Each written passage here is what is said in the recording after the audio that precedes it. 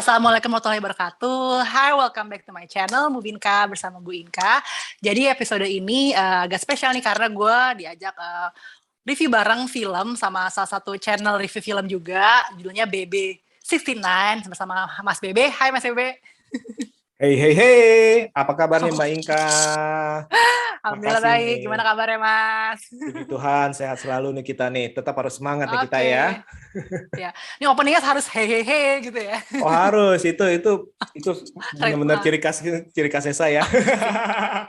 Kalau Mbak mau ho boleh. Gitu. Atau hihi. Tapi jangan hey, nggak boleh. Oke, ya udah ada ya. Ya, jadi kita sekarang mau nge-review ini ya, Mas, film dari Taiwan ya. Ini ada di Netflix gitu ya. Belum lama ya kalau nggak salah. Judulnya adalah Man in Love gitu. 今仔日啊，係歡喜，我要解毒啊！這條錢我一定要摕回來。行正路迄是好命人的權利。 Ceritanya apa sih nih? Iya, jadi sinopsisnya sih sebenarnya apa ya, kayak seorang apa ya, kayak preman penagih hutang ya, rentenir gitu, yang dia tuh hidupnya ya serba rebel banget. Suatu hari dia naksir sama seorang cewek gitu, cewek manis, cewek cantik gitu, yang sebenarnya cewek itu adalah orang yang dia tagihin utang gitu kan, karena bapaknya ada utang gitu. Dan awalnya si ceweknya ini kan kekeh banget gitu ya, apanya boro-boro naksir lah gitu, sampai suatu hari ya bisa berubah lah situasinya, dan mereka melalui berbagai macam konflik gitu kan ya, suka dukanya mereka sehingga akhirnya ya seperti itulah. Ini belum pakai spoiler ya, jadi silakan nonton dulu. Gitulah, suka duka cinta antara apa ya, itu preman penagih utang sama cewek manis. Ini bisa dibilang ini kalau judul Indonesia preman pensiun in love. Preman pensiun in love ya. Iya. Jadi ini remake ya sebenarnya ya, dari remake film Korea ya. Betul. Jadi aku baru tahu belakangan abis selesai nonton, coba cari tahu, oh ternyata dia remake dari Korea gitu. Saya sih belum nonton film yang Koreanya, tapi biasanya itu film Korea Selatan sih kemungkinan besar itu lebih banyak bawangnya sih. Kalau mereka kan kayak lebih pintar mengubek-ubek emosional. Iya. Cuman yang si karakter yang si tokoh utamanya Korea itu yang biasa sering main juga kan film-film yang dia udah sering sih, kayak main film The Wailing, terus yang Deliver Us from Evil gitu. Aku familiar tuh ngelihat si yang Koreanya. Cuman kalau yang di Cinanya aku jujur jarang nonton film Taiwan. Cina tuh mungkin bisa bilang kayak jarang banget gitu. Jadinya nggak familiar sih kalau sama yang si karakter yang di film versi ini ya, yang 2001 Netflix ini gitu. Gitu. Kalau itu jadi pengalaman baru lah ya kita ngomong ya. Dan iya, experience-nya beda karena meskipun mereka sama-sama Oriental, cuman directingnya Korea sama ini Taiwan ya beda gitu. Maksudnya serupa tapi tak sama. Rasanya beda gitu. Betul, apalagi pengeksekusian istilahnya pengantaran daripada ceritanya itu kayaknya berbeda ya. Kalau di Korea itu entah kenapa itu kalau rata-rata itu mereka itu bisa mempermainkan perasaan kita itu dari kayak roller coaster lah, tiba-tiba komedi, tiba-tiba turun, di istilahnya tiba-tiba kita dikasih harapan setinggi-tingginya, kemudian dibanting separah-parahnya. Kalau kita familiar dengan film-film Korea mungkin seperti itu kali Mbak ya. Iya, benar-benar lebih emosional Korea ya kayaknya. Kalau yang ini aku sih ngerasanya ya dari di openingnya tuh kayak sebenarnya udah dark banget gitu. Jadi kayak 10 menit awal, ini film apaan sih kayaknya. Kayak gitu dengan scoring musiknya yang kayak musik-musik Cina jadul-jadul gitu kan. Ini tentang apa gitu. Aku sebenarnya pertama tuh kayak masih yang ini arahnya kemana gitu. Cuman pas udah dia ketemu sama si ceweknya ini, udah mulai nih baru mulai dari sini nih mulai awal ceritanya tuh story-nya begin dari sini. Nah, itu mulai menarik tuh pas dia ketemu ceweknya. Awal-awal tuh kayak dark banget gitu. Gitu. Meskipun apa ya? Darknya gimana deh? aku sih nangkapnya kayak ya itu kehidupan para penagih utang gitu, gimana mereka harus sana sini yang lakukan kekerasan, nagih-nagih utang, meskipun yang menariknya si karakter siapa Aceng ya. Aceng ini dia dibandingin teman-temannya yang preman dia tuh termasuk kayak baik ya gitu, kayak misalnya orangnya gue nggak mampu nih, anak gue sakit malah masa dia ngasih duit ya bingung. Lagi duit malah ngasih duit ya. Lah iya gitu. Dibanding keabsurdannya dia gitu dengan rambutnya yang aneh banget itu. Kok dia masih ada sisi baiknya gitu kan. Ya gitulah gitu. Jadi dari situ ya itulah gambarin preman ya gambarin penagih utangnya itu kan dark gitu. Terus ya dari awal dia sebenarnya agak-agak isunya tuh kalau dari si cewek kayak misalnya kan di awal gue nggak bisa bayar, terus si ceweknya kan yang ditawarin udah lo jadi ini aja, lo kan cantik nih ya kan, ibaratnya pengen dipancing lo kasar, lo jual diri aja deh biar cepat lunas, nah kayak gitu, tapi kan cewek juga nggak mau kan gitu. Ya sampai akhirnya gitu.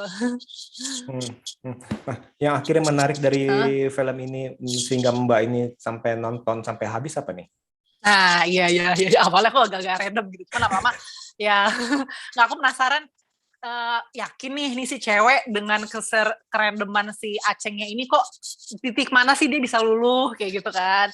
Apakah mereka akhirnya bisa work apa enggak gitu love story mereka gitu. Meskipun aku jujur nih sebenarnya premisnya tuh kalau di film Indonesia menurutku agak-agak mirip sama Radit dan Jani. Pernah nonton Mas Bebe yang si Vino Bastian sama Fahrani ya, meskipun beda cuman ngegambarin ya gitulah kehidupan yang keras ya, si cowoknya keras banget gitu, dia memang bedanya dia bukan rentenir sih, dia kayak kerja serabutan gitu, tapi ya pada intinya dia sampai titik gue nggak bisa ngebahagiain cewek gue gitu kan. Si Radit Jani itu kan mereka bedanya kan mereka udah nikah dulu nih, kehidupannya keras kelam, si cowoknya nggak bisa nyari nafkah, akhirnya si cowoknya ngerelain ceweknya sama orang lain demi kebahagiaan ceweknya. Nah itu sebenarnya ada poin di sini yang mirip-mirip kayak gitu kan.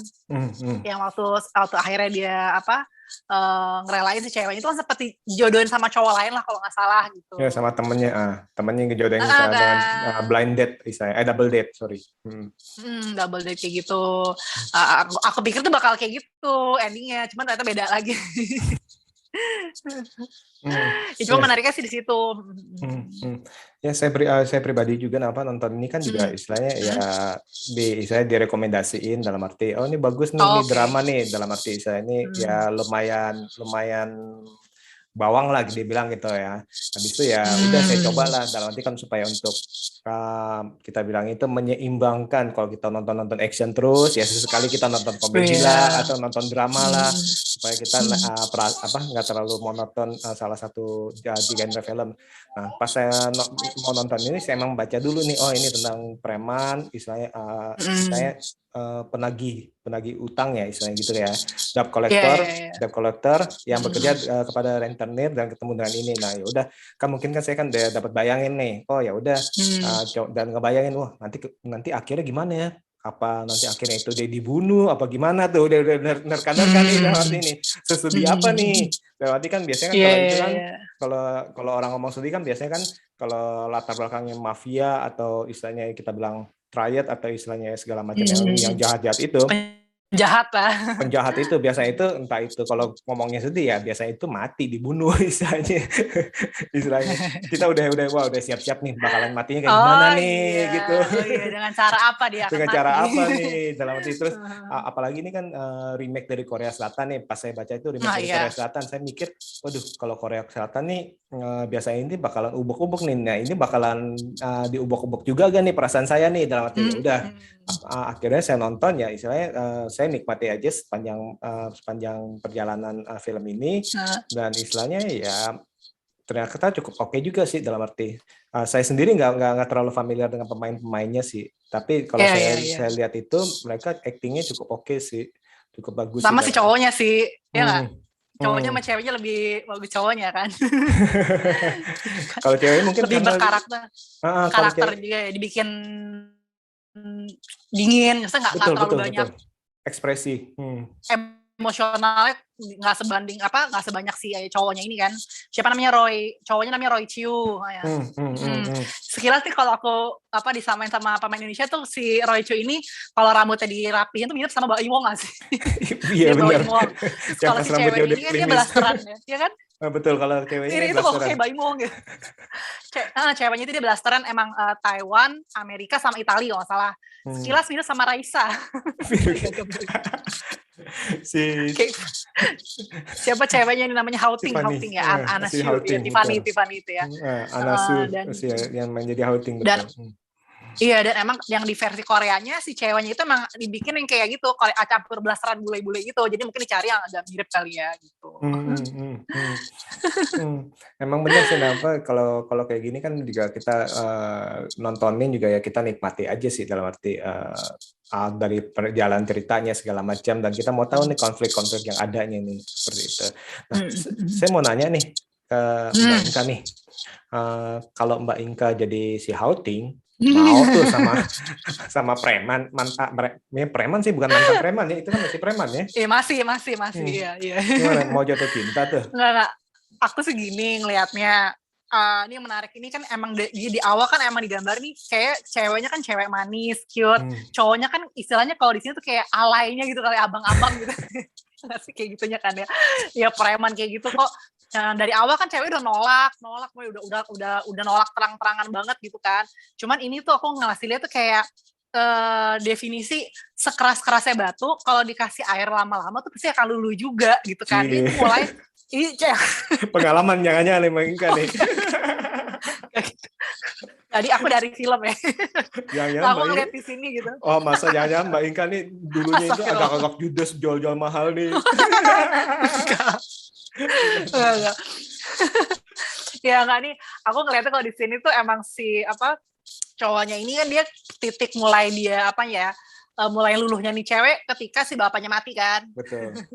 Si bapaknya mati, dia kayak aku agak kurang ngerti sebenarnya situ dia tuh pura-pura udah nikah apa gimana sampai dia kayak ngurusin pemakamannya gitu kan. Iya nggak sih Mas, kalau ingat ya Mas, itu aku agak bingung sebenarnya di situ dia pura-pura jadi suaminya apa gimana ya? Karena dalam arti hanya keluarga yang boleh berdiri di depan depan altar, dalam arti yang boleh yang segala macam itu, mungkin itu jadi istilahnya dia harus berpura-pura sebagai tunangan atau suami, karena istilahnya kalau enggak itu ya harus bisa, sedangkan sepertinya kan dia si Acengnya ini kan melihat si Houting ini kayaknya lagi rapuh, lagi nggak kuat nih, lagi sendiri nih, jadi perlu ada orang yang dia berusaha untuk tidak sendiri lagi nih.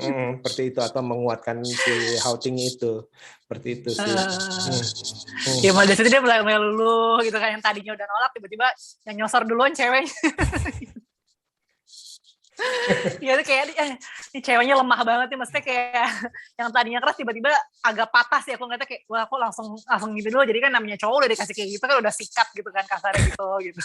Masa sih? Ya maksudnya agak menurut aku sih kalau pribadi dari film itu dia terlalu cepat aja si ceweknya gitu kan. Sebenarnya sih cowok si Acengnya ini kalau dia didandanin tuh nggak jelek-jelek banget, cuma entah kenapa aku agak ngeganggunya tuh dandanannya si rambutnya itu gitu yang bikin dia alay banget gitu. Jadi kan kalau dirapihin sedikit itu setelah dia keluar dari penjara tuh kayak lebih cakep gitu, lebih cakepan lah, lebih taksirable gitu daripada dia dengan rambutnya kayak gitu. Aduh, kayak jadi film lawak gitu aku ngeliatnya kayak gitu. Rambutnya kayak rambut kayak wig gimana kayak gitu orang ya. kesetrum ya, kayak film dia kayak komikal. Iya komikal ya kan, komik lawak Cina yang dia kayak gitu-gitu gitu. Gitu, andai kan dia kalau mau mungkin oke lah awalnya dia kayak gitu. Nah tapi menjelang terakhir dia tuh udah konsisten, udahlah dia mau ngerapiin diri, namanya naksir cewek kan ya dirapihin, pendekin, udah, tapi besoknya digerak lagi rambut. Ini gimana sih tim wardrobe tuh agak ngedumel gitu. Ya, kayak nggak konsisten gitu. Soalnya kalau pengen nagih utang rapi-rapi. Oh gitu ya. Ya gimana dong, dalam arti kan kayak diketawain dong, ini gimana nih, jangan pakai jas, pakai dasi rapi kan nggak menyeramkan. Ya kan biar kayak mafia kan yang klimis gitu kan bisa jadi serem-seremin. Ini mesti pakai jika. Mungkin Gitu itu ceritanya sih. itu apa maksudnya versi dirinya dia sendiri seperti itu, seperti yang dia gambar Oh, di sealai itu ya, sealai salah itu. itu tuh kayak kayak film-film Jepang lah ya. Kan mungkin dia itu Iya, iya, suka iya, komikal gambar, ya. dalam arti kan ya itu mafia-mafia atau istilahnya yakuza-yakuza Jepang kan kalau Iya, iya kali anak-anak ya. remajanya itu kan kayak gitu tuh rambutnya gimana Oh lah, iya. gaya-gayanya gimana. Habis itu bajunya kancing mungkin dilepas tiga atas dilepas cowok-cowoknya. Hmm. Nah kayak Iya gitu kali ya, sih. sengaja dibikin komikal ya. Atau sengaja emang sengaja dibikin jelek istilahnya tanda kutip tidak menarik supaya saya mau tahu nih ceweknya ini Ya mungkin ya. secara Oh ini iya, kan iya, secara iya. jadi ini pengen menggambarkan bahwa si Houtingnya Oh ini iya, iya. suka sama dia ini karena Hatinya, hatinya Cela. bukan pertama kan katanya kan apa Oh kalau iya, untuk benar-benar. menaklukkan seorang wanita itu sentuhlah hatinya kan kata Ari Lasso kan. Loh, mungkin dia dengerin Ari Lasso kali Mbak. Aduh, iya, iya, iya, Jadi iya, akhirnya kan gitulah. peranan tuh Houting Mbak. padahal cantik banget. Ya si Iya, iya, Aceng juga iya. misalkan kalau dandan kalau di apa dirapihin tuh rambutnya Rapihin, di itu juga cakepan. ganteng juga sih seperti itu Iya sih. kan, Mbak Imong. Mbak Bambang Imong. ya. Nah, Mbak Inka gimana Mbak Inka kalau jadi itu Oke, oke. belum Apa? jawab nih. Bakalan Aduh, lulu ya. nggak? Diperhatiin dalam Nggak arti kalah. gini, diperhatiin utang maksudnya diusahain supaya saya kan Astagfirullah. dibilang kan kalau misalkan buka utang baru ini Hmm. malah lebih murah nih daripada utang lama karena segala macam. Kalau misalnya kalau aku masih remaja ya ABG nggak mikir panjang, nggak tahu mungkin kalau tipe-tipe cowok kayak gitu mungkin bisa aja ya akhirnya luluh. Tapi kalau untuk dinikahi, no terima kasih. Enggak, kalau untuk dinikahi enggak, karena terlalu suram. Terlalu suram. Terus, tapi menariknya gini Mas, sebenarnya si keluarga Aceng ini nggak sedark yang aku pikirin gitu karena dia masih punya bapak juga kayak Betul. orang baik-baik itu kan kayak dia maksudnya bapaknya supir ya maksudnya bukan bapak yang tukang mabok gitu dia punya kakak punya kakaknya Kakak ipar. berkeluarga punya ponakan jadi itu sebenarnya background ipar ya background keluarganya nggak kan suka ada tuh kayak ada preman karena misalnya apa orang tuanya udah yatim piatu misalnya atau bapaknya tukang mabok apa ini enggak gitu maksudnya dia sebenarnya dari keluarga ya oke lah keluarga miskin misalnya cuman masih keluarga yang baik gitu cuman mungkin lingkungannya dia yang bikin si karakter Aceng ini ya tiap hari ngerokok mabok kayak gitu loh gitu menarik ke situ si keluarganya nggak sedark itu sebenarnya. Betul sih soalnya normal kan kalau di film-film lain kan kemungkinan besar itu dia jadi preman karena masa lalunya digebukin sama bapak yang pemabok lah, Iya, bapak yang kasar kan. lah atau gimana rata-rata Udah dari meninggal nggak punya keluarga gitu. Betul. Tapi ternyata ini dilihat ini loh kok keluarganya baik-baik semua nih. Dalam Iya. arti bapaknya baik cuma lagi sakit ya misalnya. Oh iya, udah tua lah ya. Tua terus habis itu kakaknya terlibat hutang yang mungkin dia ini masuk bekerja karena supaya kakaknya itu nggak dikejar-kejar hutang nih. Penagih hutangnya ini kan pas dia mau keluar kan dia kan ancamannya kakaknya nih bakalan kita acak-acak nih tapi ternyata itu dia mungkin istilahnya dari situ tuh. Nah kalau saya pribadi misalnya melihat ini sih cukup bagus sih dalam arti karena si Aceng ini ya walaupun istilahnya dia itu cukup agresif awal-awal tapi pada akhirnya dia tahu nih cara mungkin awalnya kan cukup agresif ya mungkin ya akhirnya dia dengerin lagunya Ari Lasso lewat hati ya udah diperhatiin pelan-pelan dia suruh nemenin aja nggak usah ngomong nggak apa-apa nggak marah-marah itu pendekatan sama bapaknya dong bisa banget ya bapaknya dijemur gitu kan nggak semua orang biasanya kalau emang dia cuman nggak tulus cuman mau cewek dia nggak bakal deketin bapaknya kalau dia kan bener dia kayak seolah-olah kayak ngasuh bapaknya juga gitu mandiin segala macam dan itu ceritanya itu sepertinya tulus dalam arti dia bukannya dibuat-buat dalam arti dia benar-benar tulus mandiinnya benar-benar perlahan tuh kasih gambarannya itu ya dan akhirnya kan si Houting kan ngeliat juga dia mandiin nih dengan dengan tulus dengan baik nih jadi mungkin itu ya tadi itu sudah mulai benih-benih itu batunya udah mulai bolong tetesan itu yang baik saya iya tapi kalau menurut Mas Bebe nih kan dia ditanyakan sebenarnya gini si karakter ceweknya ini kan dari awal kan dia judes banget kan bukan cewek yang ramah, yang ya mungkin karena dia ditagih utang juga sih gitu. Cuman aku ngeliatnya awal-awal karakter si ceweknya ini agak-agak dangkal gitu, kayak cuman cewek cantik udah gitu.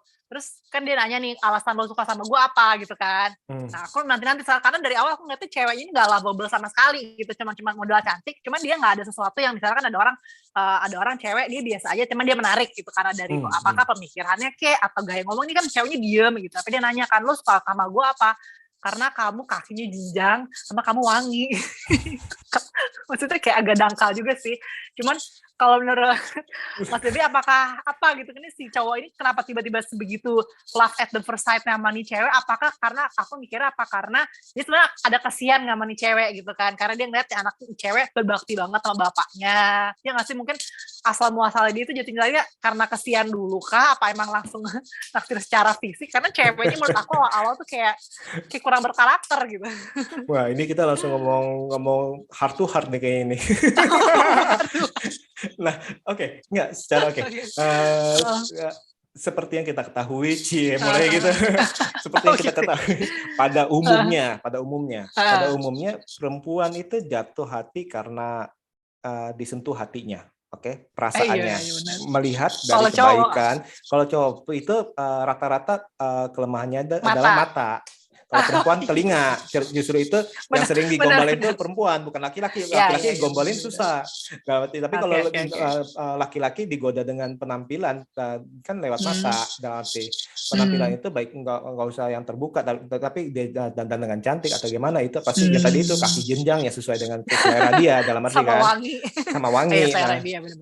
Nah, jadi menurut saya sih masuk akal dalam arti entah itu awalnya ini dangkal tanda kutip ya, dia cowok banget istilahnya, tertarik karena penampilan cewek cantik, cewek cantik bagi dia nih. Kecantikan bagi beberapa orang kan berbeda, ada yang matanya bagus, ada yang kakinya panjang istilahnya, ataupun penampilannya ayu. Nah itu kan nggak bisa diomong. Nah dari situ kan dia kan ada juga mungkin yang suka karena judesnya.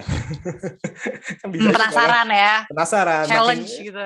makin ditolak, makin berusaha ngejar, berusaha untuk naik gunung lebih tinggi lagi, istilahnya seperti itu. Kenapa itu orang kan suka naik gunung Everest segala macam, mungkin merasa tantangan seperti itu. Nah jadi seperti itu sih kalau menurut saya, itu kalau love at the first sight daripada karakter ini justru bukan karena melihat ini si Houting ini perhatian sama bapaknya, enggak sih, mungkin belum. Karena kan dia kan pas dia baru keluar udah istilahnya tertarik. Nah itu kalau dibilang dangkal tapi itu kenyataan sih kan. Kalau kenyataannya kayak gitu ya. Kayak Mbak Inka kan misalkan kalau waktu SMA segala macam atau waktu SMP atau kuliah, kalau punya teman-teman cowok kan pasti kan gitu tuh. Cowok kan pasti kan ngomong gitu, cewek tuh cantik, istilahnya kan gitu kan, pasti kan awalnya itu seperti itu. Nah, beda dengan nanti kalau mereka udah istilahnya kalau serius, beda, atau yang awalnya teman baik, nah akhirnya jadi pasangan. Nah itu kan karena udah bertumbuh dengan perasaan sih, seperti itu sih. Itu kalau dari saya sih. Iya. Seperti itu. Siap. Oke. Ngerti. Terus apa nih yang pengen aku komentarin lagi? Apa nih? Iya nih sebenarnya aku suka lagi nih, selain di luar love story-nya ini juga ada mengenai cerita tentang keluarga juga ya, antara anak dan bapak gitu, gimana dia sebenarnya dia sayang sama bapaknya kan, apalagi menjelang dia udah tahu ketika dia udah umurnya nggak berapa lama lagi, dia jadi makin deket sama bapaknya. Terus ya itulah yang aku juga awal-awal sebenarnya, kan aku orangnya tuh gampang banget nangis ya sebenarnya, kalau melo-melo dikit tuh kayak mewek gitu. Aku awal nggak tuh, sampai belakang tuh nggak nangis, tapi pas lagi endingnya itu dia kakaknya terima paket, wah itu langsung tuh banjir. Paketnya sederhana padahal ya, lampu ya. Itu barbershop, iya sebenarnya kan buat usaha si kakaknya itu kan, yang sebenarnya dia pas lagi hidup tuh berantem mulu gitu. Teman dia dibalik itu dia sebenarnya sayang gitu sama kakaknya gitu. Tapi dia nyiapin mungkin sebelum dia mati, udah nih gue pengen modalin kakak gue buat usahanya, itu dalam sih gitu. Nah aku pas bagian situnya baru nangis, cuman pas yang kayak love story dia mati gitu ya udahlah biasa aja gitu. Jadi justru kayak hubungan antara kakak adiknya itu yang bisa bikin mewek aku di situ gitu. Sama bapak sama anak ya, dalam arti kan bapak anak sama kakak adik. Bapaknya dia kan sempat ngomong curcol juga, maksudnya ini sebenarnya ini gue pengen bawa nih calon istri gue, tapi ya dalam arti ya gimana istilahnya kan melihat umur gue udah tinggal segini. Seperti itu sih. Nah, ya ini sebenarnya sih tadi itu nilai-nilai keluarganya itu ya itu dia, walaupun kadang-kadang kan kita berantem baik secara mulut, bahkan ada yang secara fisik dengan istilahnya saudara kandung sendiri nih. Ya pada ujung-ujungnya ya, namanya saudara kandung, saudara ya itu pasti istilahnya ya berbeda dengan sayang. Beda sekali dengan rasa-rasa yang ada di hati kita kepada keluarga kita nih. Nah, selain itu juga saya mikir juga yang ngenes sih, ini langsung ke spoiler aja ya. Ya, udah spoiler sih. Udah spoiler sih. Nah itu soalnya tadi ngitung hari segala macam udah spoiler. Oh iya. Nggak apa-apa. Kalau ini emang biasanya spoiler. Emang khusus spoiler ya. Aku tahu. Udah kan. Nah, yang agak-agak ngenes itu sih ini, ternyata itu bosnya itu mencalonkan diri menjadi istilahnya kayak wali kota gitu ya. Sebel juga sih dalam hati sih. Oh iya, yang si cewek itu ya. Kayak yang mirip Ibu Megawati. Ya. Oh iya, sebenarnya itu jadi bos dia yang suka nagih-nagih utang itu kan yang bikin menjadi partai itu. Oh iya, kok agak bingung nih, yang mana sih sebenarnya orangnya. Oh gitu. Jadi dia sebenarnya nagih-nagih itu untuk modal dia jadi ini jadi, ya buat pemilu gitu ya. Sebenarnya itu jadi dia juga mungkin udah capek ingin bertobat dalam arti, dan dia itu kan itu yang saya agak sayangkan dan agak sebel juga dalam arti kan itu kan pekerjaan tanda kutip terakhir itu kan yang di kasino itu dia ngerampok anak buahnya ngerampok kan. Oh iya, anak buahnya ngerampok uangnya. Nah maksud saya si Aceh ngapain marah-marah, uangnya ada di situ tinggal minta aja, bos itu uang gua ada di situ loh bos. Iya. Ambil dong, kan kayak gitu kan maksud iya, saya. Itu agak aneh sih, itu agak aneh itu sih, aku nggak ini. Nah, dalam arti kan itu uang saya loh bos, ya udahlah, maksudnya gue nggak bakal bilang ke orang Jepang gitu tuh istilahnya kan, orang yang milik sana, tapi uangnya tolong balikin dong, soalnya ini kan bukan uang saya, ini uang si Houting, tinggal itu aja, nggak usah marah-marah, kan bos sendiri kan ngomong lebih enak, ngapain itu agak aneh sih. Itu sih yang agak saya sih, aduh ini kok aneh banget, kecuali kalau kayak capek-capek ya. Kecuali kalau dia nggak kenal siapa yang ngerampok, dia nggak tahu siapa yang ngerampok, dia kesel marah-marah kan mungkin bisa, tapi dia kan tahu itu kan temannya sendiri yang ngerampok kan, jadi kan pasti buka topengnya ya. Jadi nggak ada salah, itu sih yang menurut saya agak cerita ini yang di sini ini agak gimana gitu, sayang banget sih menurut saya sih. Saya nggak tahu kalau di Korea Selatan yang di film Koreanya sama apa enggak sih. Iya sama sih. Iya kayak gitu sih. Kalau dari segi segi teknisnya gimana Mbak? Kayak kalau teknis ya ini aku tuh kadang-kadang ada kayak ngerasa ini kayak dua film yang berbeda gitu loh. Jadi pas di awal-awal kayak serba dark gitu ya, kayak apa namanya ya keras gitu, ngomongin kekerasan segala macem kan, tapi pas menjelang ending tuh kayak tiba-tiba ada beauty shot yang itu cakep banget sih, yang waktu adegan dia pelukan sama ceweknya nangis-nangis di atas rooftop apa nggak salah gitu, dengan scoring musik yang megah, nangis itu kayak wah kok jadi drama itu jadi indah banget, jadi romance banget gitu, beda banget sama pas di awal-awal tuh kayak film action Cina jadul gitu ya, yang musiknya jadi norak, sengaja dibikin kayak norak-norak gitu, terus dengan agak-agak gelap gitu, jadi kayak entahlah gitu, apakah memang sengaja dibikin udahlah biar kontras gitu, tapi jadinya kayak jadi apa ya, kayak ada dua film berbeda jadi satu. Itu bisa menggambarkan perubahan nggak atau evolusi dari karakter tersebut, dalam arti yang awalnya mengembangkan karakter developmentnya bisa sesuai dengan karakter, dalam arti yang awalnya hidupnya kacau terus akhirnya kemarin lagi nih udah menjadi lebih dibangun menjadi lebih baik, jadi istilahnya mencapai kedamaian di hati ya, istilahnya seperti itu.